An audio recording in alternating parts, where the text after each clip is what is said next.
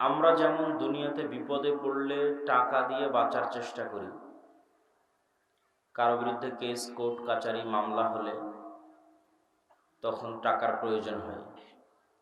কেউ অ্যাক্সিডেন্ট করে মেডিকেল ক্লিনিকে গেলে টাকার প্রয়োজন হয়। একই অবস্থা মানুষের হবে কিয়ামতের মাঠে। কিয়ামতের মাঠেও মানুষ বিপদে পড়বে, তার বিরুদ্ধে মামলা মোকদ্দমা কেস চলবে, কিন্তু কিয়ামতের মাঠেও মানুষ টাকা দিয়ে বাঁচতে পারবে, জরিমানা দিয়ে বেঁচে যাবে। আপনার বিরুদ্ধে কেউ মামলা করেছে, জজ সাহেব যেমন আপনার জন্য জরিমানা নির্ধারণ করে দিয়ে বেঁচে গেলেন, এরকম কিয়ামতের মাঠেও আপনি যে কোনো মামলা টাকা দিয়ে বের হয়ে আসতে পারবেন। কিন্তু কিয়ামতের মাঠে ইনস্ট্যান্ট টাকা নেওয়ার কোনো সুযোগ নাই।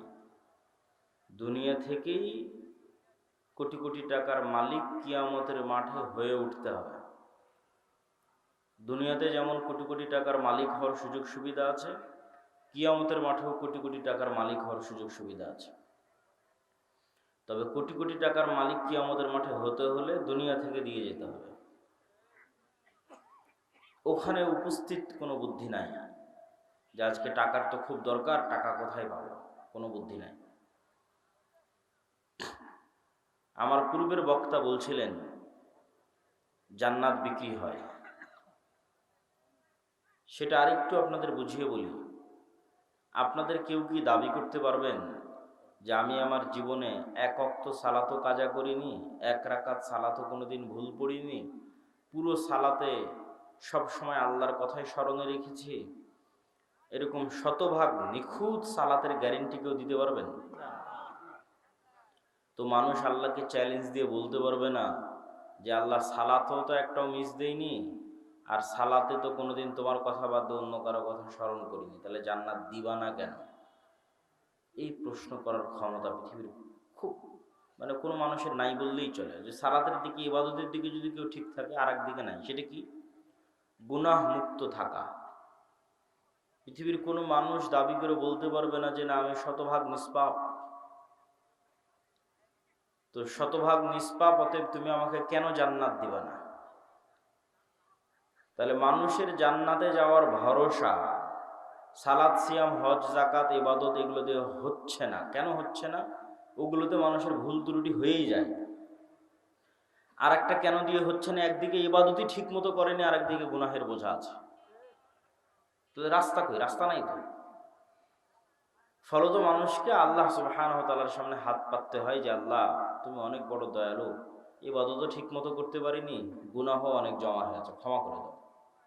আল্লাহর দয়া এবং ক্ষমাতে জান্নাত যেতে পারবে, দাবিতে নয়। কিন্তু দাবিতে জান্নাত যাওয়ার দুইটা রাস্তা আছে, এখানে গ্যারেন্টি নিশ্চিত জান্নাত। তার একটা হচ্ছে মানুষ আল্লাহর রাস্তায় যুদ্ধ করে জীবন দিয়ে দিবে। ইন্নাল্লাহা আশতারা মিনাল মুমিনিনা আনফুসাহুম ওয়া আমওয়ালাহুম বিআন্না লাহুমুল জান্নাহ। সত্যি যদি নিয়ত বিশুদ্ধ থাকে, সত্যিকার অর্থে যদি জিহাদে অংশগ্রহণ করে থাকে, বাড়ি থেকে বের হয়েছে কিন্তু আর ফিরে আসেনি, আল্লাহ সুবহানাহু ওয়া তাআলা তাকে শহীদ হিসেবে কবুল করেছে, তাহলে ও দাবিতে জান্নাতে যাবে। কারণ ওর রক্তের ফোঁটা পড়ার পূর্বে যা যা এই কমতিগুলো ছিল, ইবাদতের কমতি আর গুনাহ, সবগুলোর কাফারা হিসেবে তার জীবনকে গ্রহণ করে নেওয়া হয়েছে। তাহলে এখন তোর বাধা প্রদানকারী কিছু থাকলো না। ও এখন ওর কাছে জান্নাত এখন বিক্রি হয়ে গেছে। তো বিক্রি হওয়া জিনিসের উপর দাবি থাকে, এটা তো আমি কিনেছি, কে এখানে ঢুকতে বাধা দিবে? এটা আমার হাতে দলিল আছে, কেউ ঢুকতে বাধা দিতে পারবে না। ক্রয়কৃত জমিতে ঢুকতে কে বাধা দিবে? তো আপনি যেমন গুলশানে প্লট এবং ফ্ল্যাট কিনতেছেন, আল্লাহ সুবহানাহু ওয়া তাআলা বলছে আমি জান্নাতের প্লট আর ফ্ল্যাট সেল করতেছি, কে কিনবে? কেনার একটা রাস্তা জীবন দিয়ে দিতে হবে আল্লাহর রাস্তায়, কেনার আর একটা রাস্তা হচ্ছে টাকা দিয়ে কিনতে হবে। তাহলে কি হবে? টাকা দিয়ে আপনি ইবাদতে যা কমতি হয়েছে ওটাও রিকভার করতে পারবেন, গুনাহ যা হয়েছে তাও মেটাতে পারবেন, মানুষজন যা মামলা মোকদ্দমা নিয়ে আসবে তারও জরিমানা দিতে পারবেন। টাকা খুবই পাওয়ারফুল। তাহলে আপনি টাকার জোরে জান্নাত কিনে নিলেন, টাকার পাওয়ারে জান্নাত কিনে নিলেন, কিন্তু ওই পরিমাণ টাকার মালিক হয়ে তো উঠতে হবে। সম্মানিত উপস্থিতি, তো ইবাদতের কমতিতে টাকা গ্রহণ হয়, গুনাহের কাফারে টাকা গ্রহণ হয় দুনিয়াতেই, পরকালে তো হবেই। হজ করতে গেছেন, কোন একটা ইবাদত পূর্ণ মতো হয়নি, জামরায় পাথর নিক্ষেপ ভালো মতো হয়নি, দিন মিস গেছে, মুয়াল্লিম সাহেব আপনাকে বলবে যে আপনি একটা দুম্বা বা খাসি আল্লাহ রাস্তায় দান করে দেন। তাহলে ইবাদতে যে কমতিটা হয়েছে হজে, ওই কমতিটা রিকভার হয়ে যাবে, পূরণ হয়ে যাবে। রমজান মাসে দিনের বেলা স্ত্রীর সাথে সাংসারিক জীবনে গেছেন, এটা অনেক বড় কবিরা গুনাহ। এই কবিরা গুনাহ থেকে দুনিয়াতেই মুক্তি হয়ে যাবে। টাকার জোরে একজন গোলামকে আজাদ করে দেন, অথবা টাকার ক্ষমতায় 60 জন মিসকিনকে খাওয়ান। তো টাকা দিয়ে দুনিয়াতেই গুনাহের কাফারা এবং নেকির কমতিতে, ইবাদতের কমতিতে রিকভারি হয়। এটা কিয়ামতের মাঠেও হবে। আবার মানুষজন যখন মামলা মোকদ্দমা নিয়ে আসবে তখনও হবে। ফলত কিয়ামতের মাঠে নিশ্চিত জান্নাত পেতে হলে ঘরে বসে থাকার সুযোগ নাই, প্রচুর পরিমাণে হালাল উপায়ে টাকা ইনকাম করতে হবে, আর প্রচুর পরিমাণে সেই টাকা আল্লাহর রাস্তায় দান করতে হবে। তাহলে জান্নাত কনফার্ম, নিশ্চিত করে কিনে নিয়ে দুনিয়া থেকে বিদায় হওয়া যাবে। তো জান্নাত বিক্রি হয়, এটা বুঝালাম। গোলামি থেকে মুক্তির জন্য অর্থনৈতিক মুক্তি জরুরি, এটা কেন? রাসূলুল্লাহ সাল্লাল্লাহু আলাইহি ওয়াসাল্লাম যখন মক্কা থেকে হিজরত করে মদিনায় আসেন, তখন মদিনার সকল টাকা পয়সার মালিক ছিল ইহুদিরা। বাজার ঘাট সবকিছুর কেন্দ্র তাদের হাতে। এখন মদিনা সনদের চুক্তির ভিত্তিতে মুহাম্মদ সাল্লাল্লাহু আলাইহি ওয়াসাল্লাম মদিনা নামক রাষ্ট্রের প্রধানমন্ত্রী। এখন প্রধানমন্ত্রী আমি, কিন্তু টাকার কন্ট্রোল আমার হাতে নাই, তাহলে এই দেশ আমি চালাতে পারবো না, সম্ভব নয়। ওটাকে বলা হয় ঢাল নাই, তলোয়ার নাই, নিধিরাম সর্দার। নাম কাওয়াস্তে বসে আছে, কিন্তু ক্ষমতা প্রয়োগের মাধ্যম নাই। তো মুহাম্মদ সাল্লাল্লাহু আলাইহি ওয়াসাল্লাম খুব ভালোভাবে জানতেন যে মদিনার টাকার কন্ট্রোল যতক্ষণ আমার হাতে না আসবে, ততক্ষণ এই মদিনায় প্রকৃত শাসন তৈরি করা কঠিন আছে। ইহুদিদের কাছে নত থাকতে হবে। এই জন্য রাসূলুল্লাহ সাল্লাল্লাহু আলাইহি ওয়াসাল্লাম প্রথম আদেশেই আনসার এবং মুহাজিরদের মধ্যে মুআলাত, আল ওয়ালা, মুআলাতের সম্পর্ক তৈরি করে দিলেন, যে প্রত্যেক আনসার তার যা সম্পদ আছে সেটার একটা অংশ মুহাজিরদের দিয়ে দিবে। কারো 10টা উট থাকলে 5টা দিয়ে দিবে, কারো 10 বিঘা জমি থাকলে 5 বিঘা দিয়ে দিবে। কেন? আনসারীরা কৃষক আর মুহাজিরেরা ব্যবসায়ী।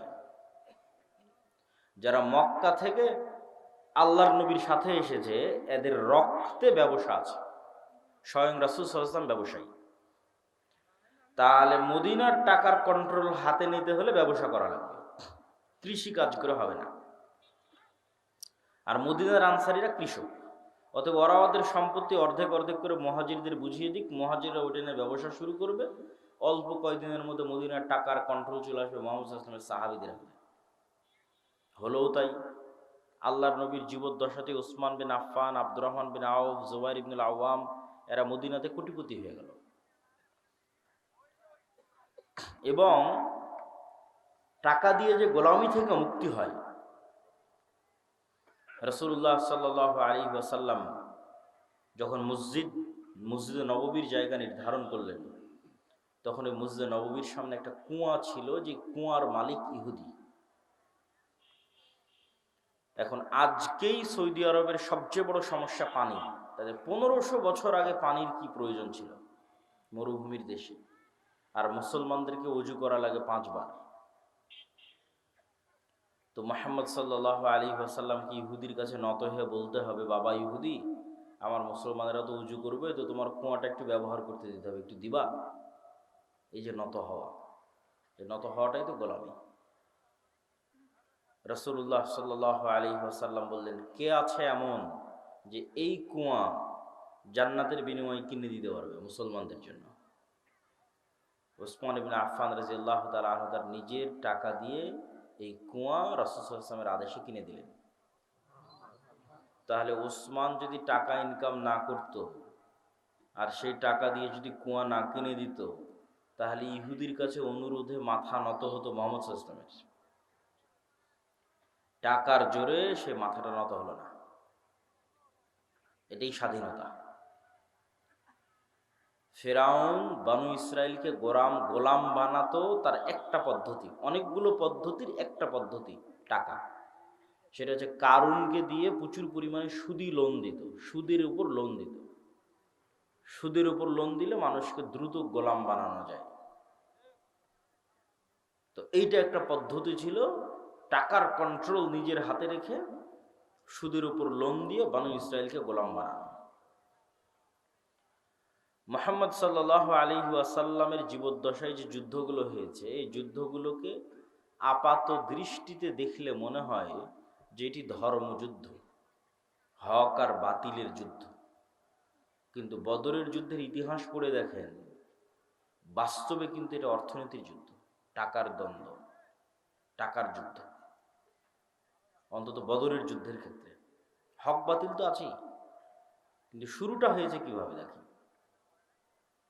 এখান থেকে কেবলা কি পিছন দিকে, এদিকে?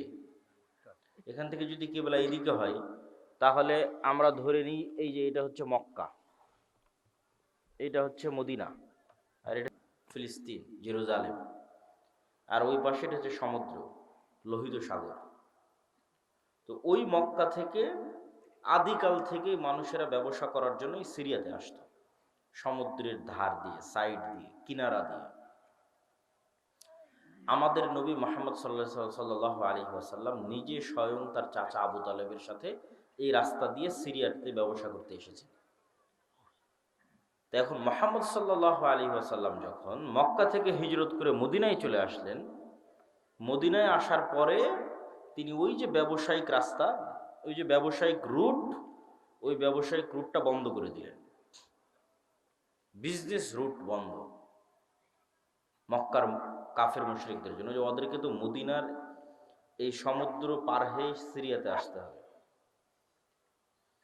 তো রাসূলুল্লাহ সাল্লাল্লাহু আলাইহি ওয়াসাল্লামের বিজনেস রুট বন্ধ করে দেওয়ার কারণে আবু সুফিয়ান আর সিরিয়া থেকে মক্কায় ফিরে যেতে পারে না। কেননা মধ্যের যে রাস্তা, এই রাস্তার কন্ট্রোল মুহাম্মদ সাল্লাল্লাহু আলাইহি ওয়াসাল্লামের হাতে, কেননা মধ্যে মদিনা পড়েছে।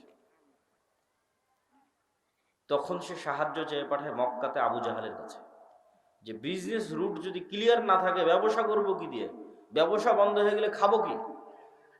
আর মদিনায় যাওয়া হয়নি মুহাম্মদ সাল্লাল্লাহু আলাইহি ওয়াসাল্লামের শুক্রবার 7 দিন, এখনই বিজনেস রুট বন্ধ করে দিয়েছে, কাল পাওয়ারফুল হলে কি করবে?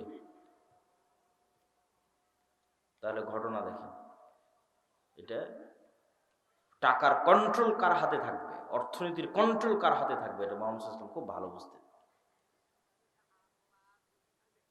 তখন যুদ্ধ হলো বদরের। এই জন্য বদরের যুদ্ধ মদিনার মধ্যে হয়নি, বদরের যুদ্ধ হচ্ছে সমুদ্রের ধারে, মদিনা থেকে 250-300 কিলোমিটার দূরে। এত দূর চলে গেছে রাসূল সাল্লাল্লাহু আলাইহি ওয়াসাল্লামের সাহাবীরা বিজনেস রুট বন্ধ করার জন্য, মদিনা থেকে 300 কিলোমিটার দূর, সমুদ্রের ধারে। আপনাদের কারো যাওয়ার সুযোগ হলে দেখবেন যে মদিনা থেকে কত দূরে বদর, সমুদ্রের ধারে। তো সম্মানিত উপস্থিতি, টাকা অর্থনীতি গোলামি থেকে মুক্তির একটা মাধ্যম। দুঃখজনক হচ্ছে আজকের মুসলমানেরা, এটা আজকের মুসলমানদের যে স্বভাব এবং বৈশিষ্ট্য, এটা আজ থেকে 1400 বছর আগের মুসলমানদের স্বভাব এবং বৈশিষ্ট্য ছিল না। আল্লামা ইকবাল লিখেছেন, নাহি মাকাম কি খুগর তবিয়তে আজাদ, হাওয়ায়ে সাইরে মিসালে নসিম পয়দা কর। যে মুসলমানেরা কখনো এক দেশ, এক এলাকা, এক গ্রাম, এক কাজ, নির্ধারিত কোনো কিছুর কোনোদিন মুখাপেক্ষী ছিল না। মুসলমানেরা হচ্ছে সকালের প্রবাহিত বাতাসের মতো, যার কোনো বর্ডার নাই, যার কোনো সীমানা নাই। রাসূলুল্লাহ সাল্লাল্লাহু আলাইহি ওয়াসাল্লামের সাহাবীদের বেশিরভাগ 90% নিজ এলাকা, নিজ গ্রাম, নিজ দেশে মরেনি। কেন? নির্ধারিত কাজ, নির্ধারিত পেশা, নির্ধারিত দেশ নিয়ে কোনোদিন পড়ে থাকেনি, সকালের প্রবাহিত বাতাসের মতো। জীবিত কওমের আলামত এটাই যে তাদের সকাল এবং সন্ধ্যা পরিবর্তন হয়, আর মৃত কওমের আলামত এটাই যে তাদের সকাল এবং সন্ধ্যা এক থাকে। প্রতিদিন সকালবেলা উঠলাম, মাঠে গেলাম, কাজ করলাম, বাড়িতে আসলাম। প্রতিদিন সকালবেলা উঠলাম, অফিসে গেলাম, কাজ করলাম, বাড়িতে আসলাম। এই যে ডেইলি রুটিন সেম, এটা হচ্ছে মৃত জাতির আলামত। আর 1400 বছর আগের মুসলমানেরা মরু যাযাবর, বিদুইন। আজ এখানে 2 দিন, তো কাল গোবিন্দগঞ্জে 3 দিন, তারপরের দিন বগুড়া গাবতলীতে 5 দিন, তারপরের দিন ঢাকা, চলছেই তো চলছে। তারপরে দিল্লি, করাচি, আফগানিস্তান, প্রতিদিন সকাল সন্ধ্যা পরিবর্তন হচ্ছে। ব্যবসা করে বেড়াচ্ছে সারা পৃথিবী। ব্যবসার রাস্তা দিয়ে মুসলমানেরা দিন প্রচার করেছে। ভারতের কেরালা, বাংলাদেশের চট্টগ্রাম, ইন্দোনেশিয়া, মালয়েশিয়া সব ব্যবসার রাস্তা দিয়ে দিন গেছে। মুসলমানদেরকে চাকরি করা, গোলামি, নৌকরি, নৌকার, চাকর, এটা শিখিয়েছে ইউরোপিয়ানরা। মুসলমানদের গতি এটা ছিল না। মুসলমানদের গতি হচ্ছে টাকা ইনকাম করতে হবে, দিনের দাওয়াত দিতে হবে, ব্যবসা করতে হবে। এই জন্য দিনের কাজে অর্থের খুব প্রয়োজন। আজকের এই অনুষ্ঠান চলা অবস্থাতেও আপনারা এই প্রতিষ্ঠানে, এই উদ্যোগে দানে অংশগ্রহণ করবেন, এটা আপনাদের প্রতি উদাত্ত আহ্বান থাকবে। আল্লাহ কবুল করুক, বলেন আল্লাহুম্মা আমিন।